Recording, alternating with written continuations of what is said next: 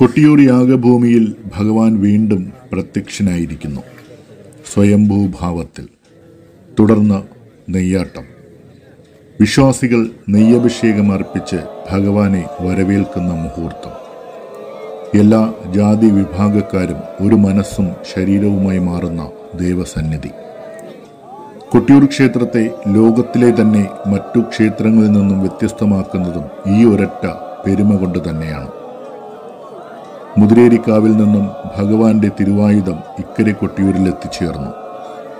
ഇനി ഭഗവാന്റെ ശക്തി സാന്നിധ്യം ഈ ഭൂമിയിൽ അറിയിക്കുന്ന സതീദേവി കുടിയിരിക്കുന്ന ചപ്പാരം ഭഗവതി ക്ഷേത്രത്തിൽ നിന്നും ദേവിയുടെ തിരുവായുധം കൂടി വാളറയിൽ എത്തുന്നതോടെ പ്രകൃതി അഭിഷേകത്താൽ നിറയ്ക്കുന്ന വൈശാഖ മഹോത്സവത്തിന് ആരംഭമാകും.